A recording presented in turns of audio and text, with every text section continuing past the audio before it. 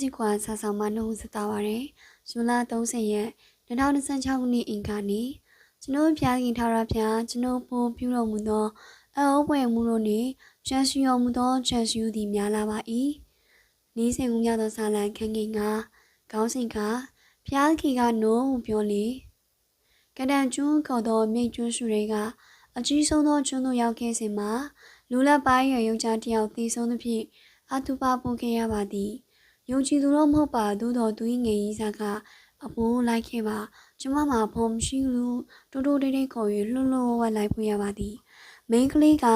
အိမ်အောင်ကျ၍ကလေးနှစ်ယောက်ရထားပါပြီသို့တော်တခါကချင်းခဲ့မှုသူမို့တစ်ချက်ကလေးတော့နှုတ်ဆက်ချင်ပါတဲ့စိတ်မကောင်းလဲတော်ဖြစ်နေပါသည်သေဆုံးသူကနာမည်ဆိုးနှင့်ကြော်ကြပါ၏မကောင်းမှုမှာ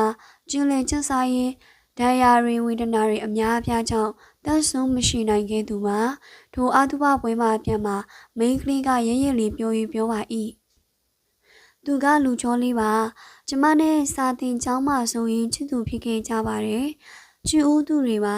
သူကမလိမ္မာတော့မိဘတွေကသဘောမတူခဲ့ပါဘူးမိဘတွေခွဲခြားလို့နောက်ဆုံးတော့လမ်းခွဲရပါတယ်သူလည်းသူ့အိမ်တော်နဲ့သူကျမလည်းကျမအိမ်တော်နဲ့ကျမဖြစ်သွားခဲ့တာပေါ့နော်အရင်တုန်းကသူနဲ့ပေါင်းရဖို့အပြင်းထန်ကိုဆူတောင်းခဲ့တာပါအစာရှောင်ပြီးဆူတောင်းတာမျိုးတော့လုပ်ခဲ့ပါသေးတယ်တအားကိုချစ်ပြီးပေါင်းဖဲချင်ခဲ့တာလေနော်သို့တော်ဖျားကြီးကဆူတောင်းတဲ့ကိုနားမညောင်းဘူးနိုးဆူရဲဖြေရရခဲ့ရတယ်ကျမနားမလည်နိုင်ဘူး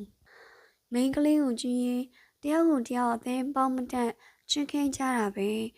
သို့တော်နိုင်ရိုးရှင်စစ်စစ်အေကံမဖြစ်သောအခါမှာတော့စုံဖက်၍အိမ်မက်ခွင့်မရခဲ့ကြပါသူမကဆက်၍ပြောပါ၏ဖျားရှင်ကကျမပေါ်သိကောင်းမြတ်ပါတယ်အဖိုးတကယ်လို့အဲ့ဒီတော့ကဖျားသခင်ကကျမရဲ့ဆူတောင်းကို yes လို့ဖြေပြီးတသက်လုံးပဲလူဆုံးမရတဖားဖားဖြစ်နေရောမကငငယ်ရွယ်နဲ့လင်းသေးမုံဆုံးမကလေးတွေရဲ့ဒုက္ခဖြစ်နေပါလေ။အော်ဖျားရှင်ကောင်းမြတ်လိုက်တာဘာကြောင့်ဆူတောင်းတာတွေကိုညင်းပယ်ရတာလဲ။တာ၍ကောင်းသောစီစဉ်တွေကျမအတွက်ဖျားခင်ပြင်ဆင်ခဲ့လို့ပဲနော်ဟုဝန်ခံကြောင်းပါမေရွှေ။အခါတရံမှာနိုးဟုဖျားခင်ကအပြေးပြီးလေနားလေလက်ခံဖို့ပါနော်။အားလုံးဖျားခင်ကောင်းချီးပေးပါစေ။